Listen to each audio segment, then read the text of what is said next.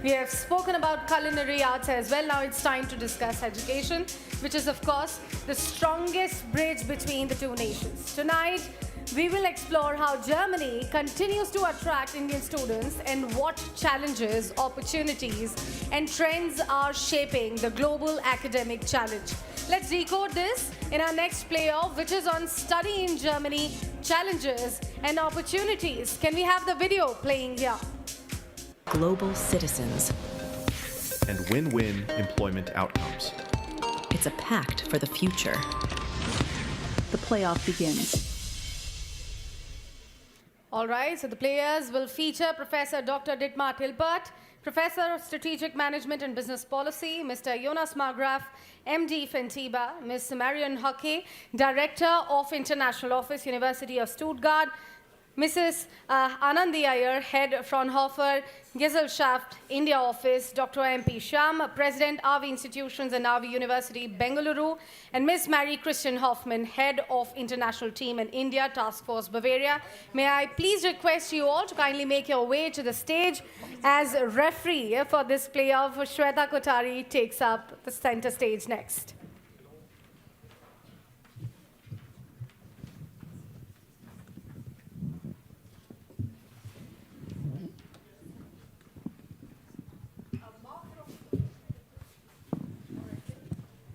Can you hear me? Oh, yes, you can hear me now. Mark is also joining us from Burma.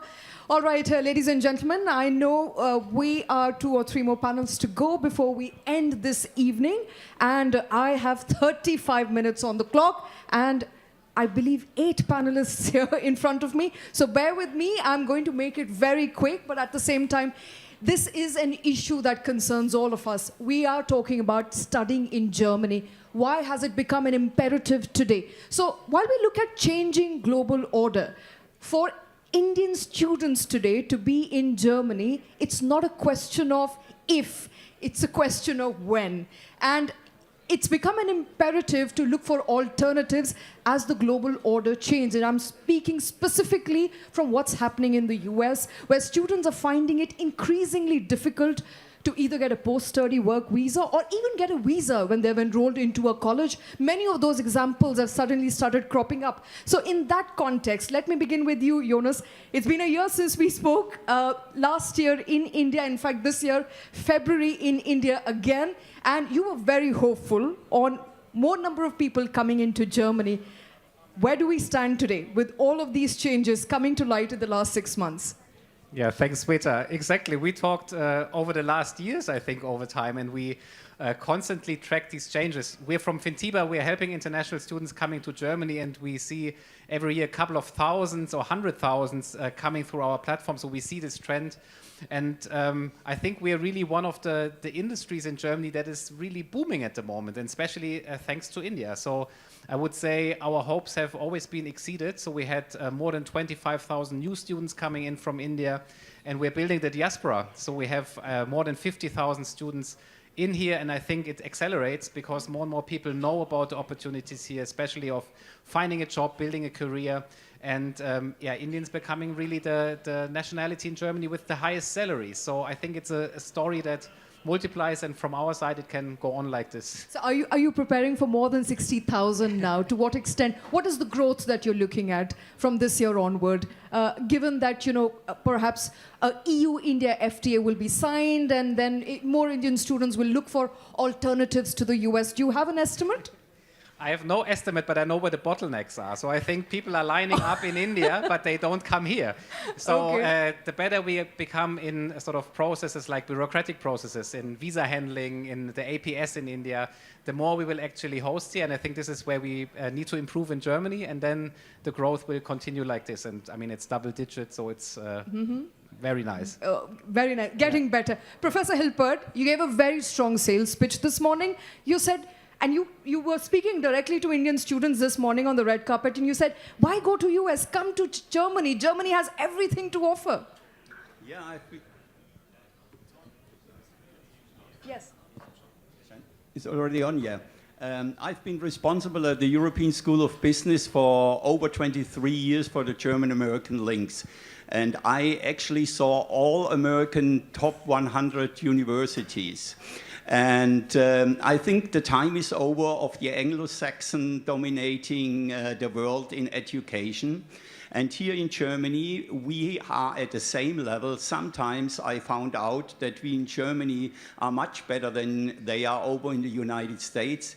Actually, if you look in the United States at the undergraduate programs, and compare them to German undergraduate programs, you find out the quality is much, much lower. Everybody goes over to the United States into master programs, but in the master programs, there are about 10 to 15% Americans, and the rest is coming from the rest of the world. And they are paying so much money, $100,000 a year at least. And here in Germany, our big advantage is we have high quality, and the price for studying in Germany is incredibly low. In the master's degree, something like 1,500 euro in the state of Baden-Württemberg. So to the students, come to Germany, come to Baden-Württemberg.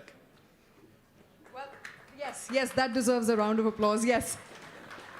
But Marion, when I spoke to her earlier today, said, don't just fall for the charade of low money, low tuition fee. There is a lot more that Germany has to offer beyond low tuition fee. Exactly. I mean, you mentioned it as well. We have a very high quality in our education.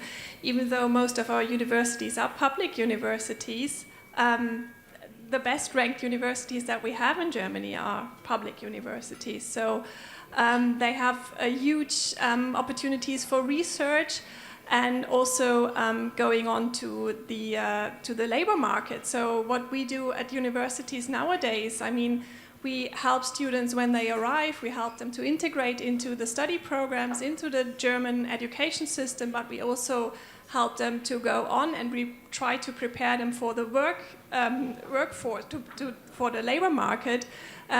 We inform them about how to apply to a German company.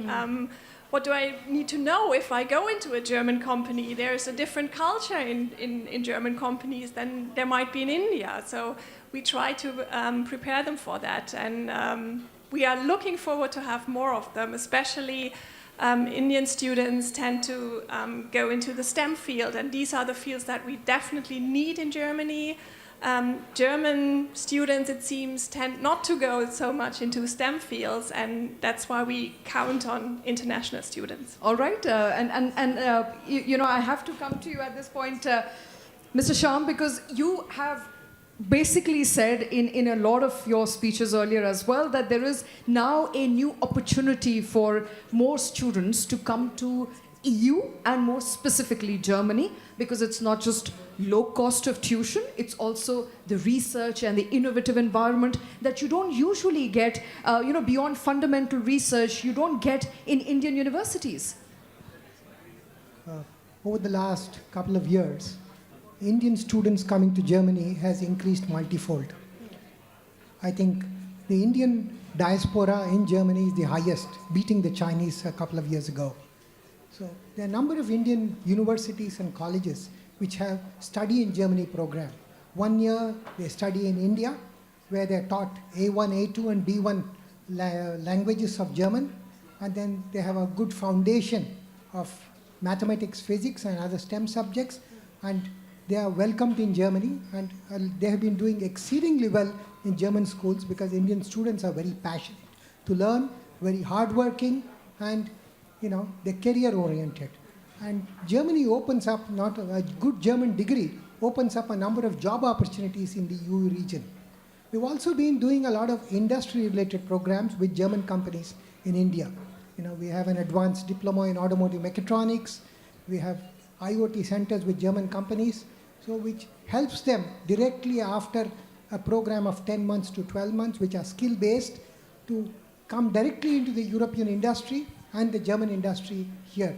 So I find more and more students looking at Germany because the career opportunities are high and the quality of education, like some of them in the panelists were saying, is extremely high, especially in engineering and STEM subjects. STEM subjects.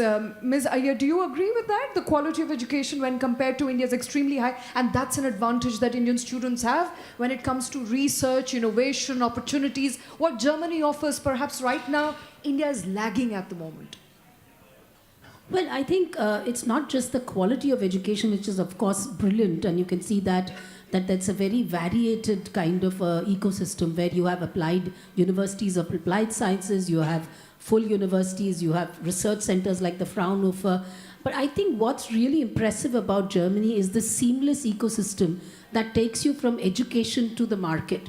So you have universities of applied sciences that give you dual training, where there is more training than education in terms of theory, but you also have universities that give you more theory and also multidisciplinary subjects, which is the need of the hour today. But more importantly, for example, a Fraunhofer Institute, which is in the field of research, is directly connected to the university. Those students doing their docs and PhDs they register at the university but do their PhD with us and then move into the industry. We have a broken ecosystem in India, which kind of, disconnects the student from the education to the industry. And that's where we are having the issues of not being a product nation and not moving up the value chain. So I think students coming to Germany should really look more at this huge opportunity of a seamless education that gives them the right kind of skills, which are depth and breadth to deal with the new learning environment, rather than just look at the low cost, because that would be the wrong focus, I think. Not just the low cost. Ms. Hoffman, are you worried that perhaps more international students are coming to Germany and taking up STEM subjects? Because that's what Marion and I were also talking about prior to the panel, that more international students are now enrolled into STEM subjects as opposed to the local talent, German students? Yes, so we established our India task force because we recognize that so many people from India are coming to Germany and they need support with the onboarding, Could you hold your mic closer, ma'am? Closer? Yeah. Support with the onboarding, support with mental health, because they come to Germany, it's a new country, new people, new language, and we want to support them to have everything ready when they come to Germany and don't have something else to do and chill and concentrate on studies. All right. And in your assessment, have the barriers reduced compared to, perhaps last 2 decades since India and Germany established a strategic partnership? The barriers for Indian students who want to now enroll into German universities, have they reduced now substantially? And what remains? So we have a specific onboarding process for students. So we support them if they are still in India. So we share with them all necessary documents that they can register for health insurance before they come to Germany. And then they have everything ready for the embassy, for visa and so on. And we also support universities regarding international or intercultural teams and trainings and so on. So we recognize that this process we have to optimize regularly, but it works very good.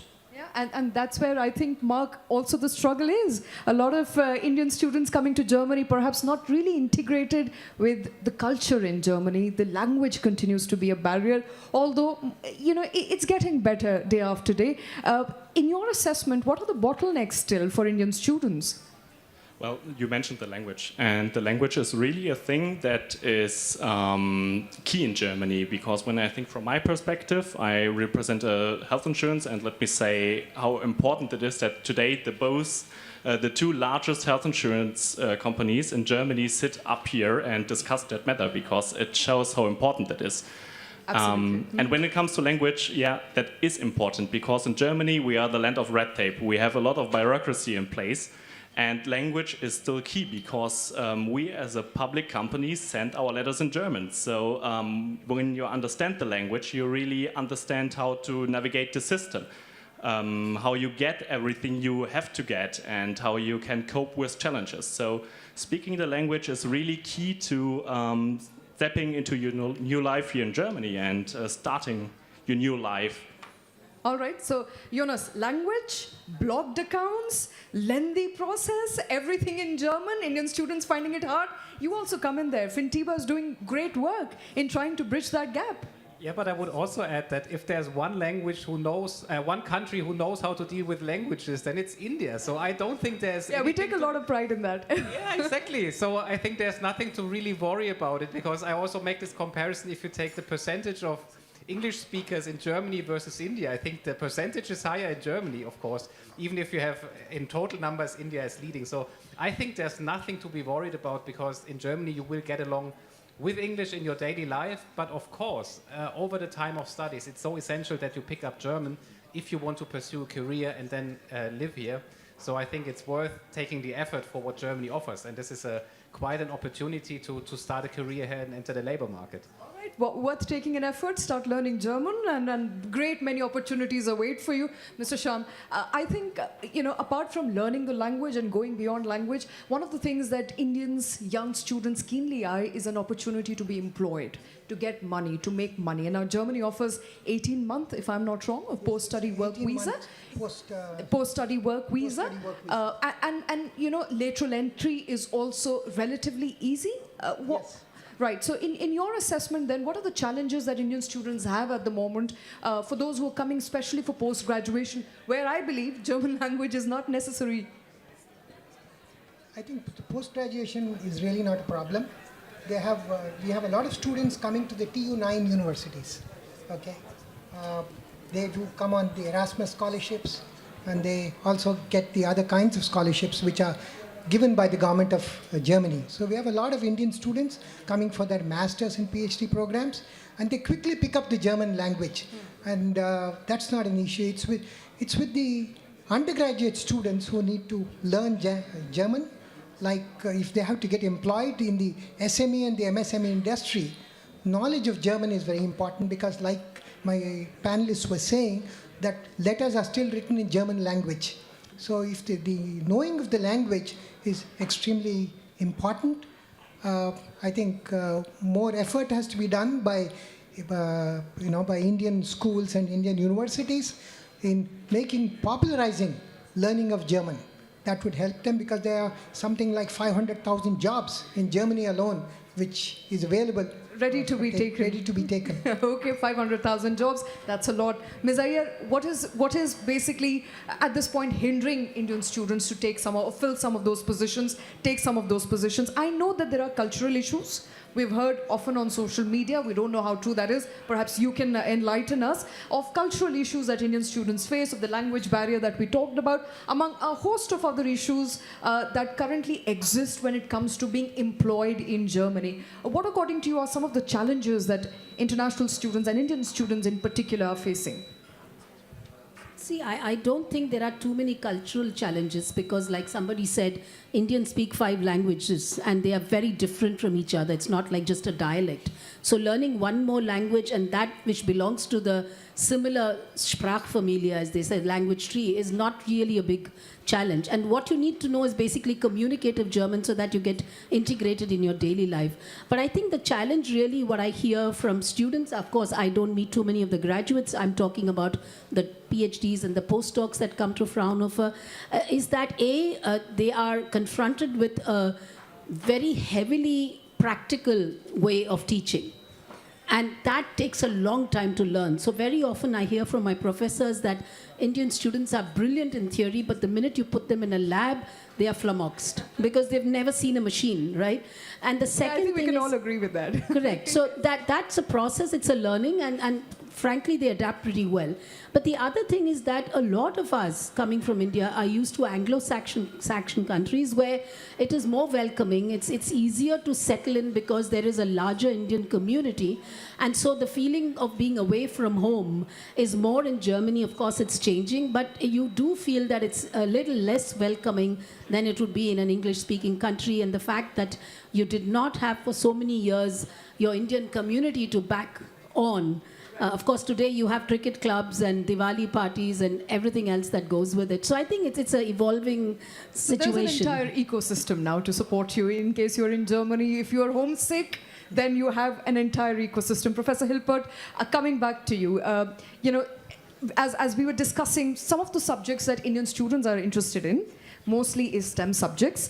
And the maximum we ever go out of our classrooms is go to a park with a blackboard to study, which essentially means there is very little practical knowledge that is imparted on us during our undergrad and even during post-graduation. What are the challenges that you see when you're teaching Indian students? I see one problem here. We already have a typical German discussion. We talk about the universities of applied science, and importing students from India.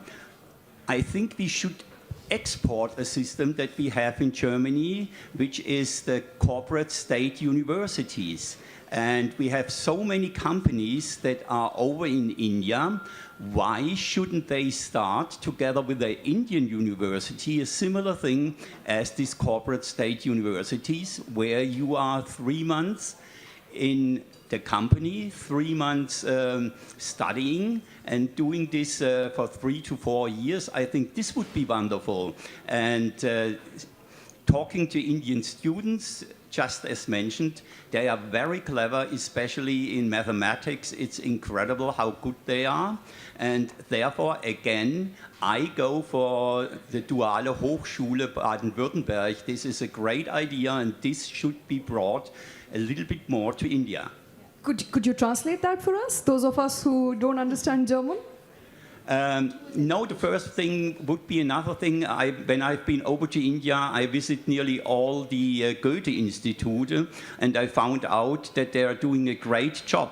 And again, here in Germany, we don't look who comes to Germany, what they are expecting. I think we should ask Indian students what do they expect when they come to Germany, why they would like to come to Germany, and when they are here, we should ask them how successful is what you expected when you in those days wanted to come to Germany. And I think these are some really big problems we haven't addressed really good at the moment. All right, Marion, we were also briefly talking about public universities, private universities. Any person who studied here in a private university in India can tell you that it's expensive, but it's worth it. And we don't want to take our chances unless they are very well known, like the Delhi University or Mumbai University in India. We want to avoid public universities because the quality of education is just not good enough. But that's not the case in Germany, is it? No, it's completely different. As I mentioned earlier, the highest ranked universities that we have in Germany, they are all public universities. You mentioned the TU9, all of them, we're also part of the TU9, all of them are public universities. We rarely have private research universities, there's only a few. Most of the private universities would be universities of applied sciences, so they are more practically oriented. Maybe they have more specialized programs, but if you're looking for high quality, if you go with a public university, you're on the right track. They have a lot of very good research. They have a lot of international programs. They have international students. There's a lot of support there for international students. So you can definitely go for a public university. You don't need to go for a private university. I think that clears the air for a lot of people here in the room. I'm not sure if anybody wants to enroll in a German university. I hope they have kids who want to enroll in universities. They could come. So that's good knowledge. That's good knowledge because there is clarity that public university is to go for, perhaps a better choice. Mark, I want to come back to you. We were talking about some of the processes that continue to be a hinder, and you work in insurance sector, and that was also one of the things that Indian students often found very difficult to navigate. Has it become easier now? Yes, it has, because we as German companies start to address those people better. And what we really noticed sometime after like 2 years where we are really strongly focusing on India is that we understood the Indian mindset, because the young Indian people often come to Germany and are used that their parents do everything for them. And that's what we in Germany usually are not used to, because we grow up in that system. Because our parents still pay for our undergraduation. Exactly. And in Germany... that's such an important point. I think all those Indians in the room, how many of your parents have paid for your undergrad and postgrad? You see? Yeah. Everyone, almost everyone, because our parents still pay for our education. And that's what took us about 2 years to understand that we have to address that issue. And that's why we want to talk to the people and say to them, hey, we know how it goes in your country, but when you come to Germany, you have a little bit to adjust to it and work with the system. You have to understand it yourself. And that's what we do with our partners.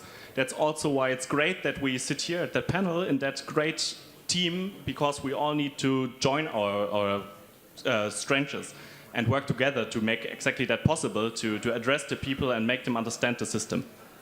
All right, you know, as it gets easier, and Fintiba is also playing a very important role in all of this process, Jonas, I have to ask you, what according to you is still an impediment? What stops Indian students from considering Germany as an important study destination, where perhaps the government for both the countries can come together, collaborate, and make it work?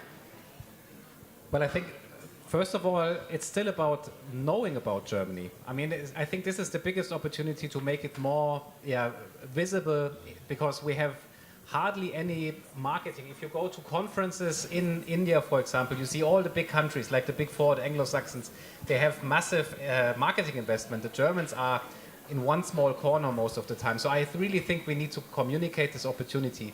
And then on the way, of course, this is why Fintiba has been founded. It's really, how do we make it as easy as possible to go through visa processes, to all the requirements that you need for enrollment, and all these kind of things, where we've built a digital platform, because I think digitalization is also something that is often, or has been missing in Germany, and we're now catching up.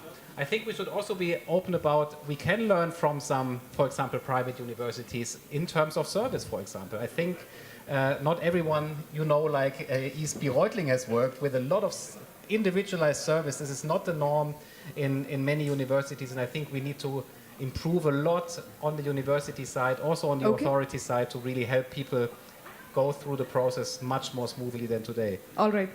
Professor Hilpert, if I were to enroll today for an additional I already have a post-graduation degree, but if I were to enroll today for a postgraduate degree in one of the German universities, what sort of scholarship am I eligible for? What are the opportunities? Firstly, you know, as Jonas pointed out, that there is little knowledge in the world, so, you know, I don't know a lot of scholarship opportunities, a lot of fellowship opportunities that will bring me to Germany. Yeah, this is a big problem, as Jonas he knows it very well, has also been at the European School of Business and encountered students from about 20 different countries. You have to have universities with which you work together. And another important thing is you have to establish in each of these universities in Germany and abroad champions, people that stay for a longer time. And this is a big disadvantage with the Anglo-Saxons. They do job enrichment, and every half year you have somebody new. And I found out that in Indian you have the same mentality. You stay with your job, and this is a big chance. But we need money, and where does the money come from for promoting in Germany? It should come from the ministries, but they don't have the money. Perhaps there are some companies around that think that would be a great idea, supporting promotion of Germany and studying in Germany in India. That automatically brings me to my next question, and that is the market economics, Marion, is not working quite in favor of Germany, is it? Pardon, sorry. The economics, the market situation, the inflation, you know, the economic development of, the GDP numbers are not looking very great. The job market is shrinking at the moment. So that does make a lot of Indians worry whether they should come to Germany when it has its own internal problems right now to deal with. Oh, that's a tough question. Well, so let me make it easy for you. Have any of your students, international students, come to you worried about possibility of being jobless at the end of their course? Not necessarily. I mean, we try to prepare them as good as we can. We try to prepare them on how to find jobs. And yes, the situation is a bit difficult, but we also tell them, well, if usually they want to stay in the area. They want to stay in the region, they want to stay in the area. But sometimes we tell them, you know, you have to maybe go a bit further. Go to some other state, see if they have jobs there. So this is something that we try to tell them and show them what opportunities are they. What we also do is tell them that during their studies they can also learn some they can get some practical experience. They can do an internship, you know, and that might help them also find a job later on. It can be difficult, and I know the situation at the moment is not the best, but I would say there's still a lot of opportunities for international students, for Indian students, and I'm going back to the STEM fields. They are, you know, they are still sought for. Okay, just STEM? And any other field? For people like us who are in the arts field, what happens to us? I would say, I don't know, maybe medicine is something. I don't know, maybe the others can help me out here. So this might be also something. Okay, okay. STEMs and medicine for now. Sham, you're agreeing with that? Yes, I agree with her. All right. And so before I end, Ms. Hoffman, coming to you, finally, as I said, you know, a lot of Indian students perhaps who are going to watch this panel, and all of you academics, founders, people who are trying to assist more students to get a job, to find better opportunities by the way of education, research, so on and so forth, are also looking at the possibility of making it easier to enter into Germany and have a life in Germany. And so you said you've been helping a lot of Indian students at the moment. What sort of queries are you getting when it comes to Indian students? What are they most worried about? The most worries are where homesickness is a big worry. To find a community in Germany. This is why TK is also supporting companies that they can build a good international team. So we support HR with trainings and also help the expats to settle in Germany. And they also have a direct contact person at TK. So in our team, they always have an ear for every questions coming up. And we also communicate with them in English, and I think this is also a very important topic. And we want to make Germany attractive, so we want that they stay in Germany as long as they can. So we work together with universities and companies very closely. All right, thank you very much for that. I think I'm going to hand it over back to my colleague now. Thank you very much, all of you, for taking time out, for being with us this evening. Studying in Germany is not a question, as I mentioned earlier, a question of if. It's a question of when, all the more given how difficult student life is and how world is changing very rapidly. Thank you, all of you, for making it easier perhaps for Indian students to make a choice this evening. Thank you. Requesting all of you on stage to please stay on stage because it's time for the shawl and scarf presentation. We have a big surprise for you as far as the scarf presentation is concerned. To present the shawls, let me first invite Mr. Amit Tripathi, Chief Revenue Officer of the TV9 Network. And for the scarf presentation from 4FB Stuttgart, we have a big surprise. Ladies and gentlemen, put your hands together for Stuttgart legend Kakao, who will be presenting the scarf. Huge round of applause for Kakao. Thank you so much, sir, for being with us.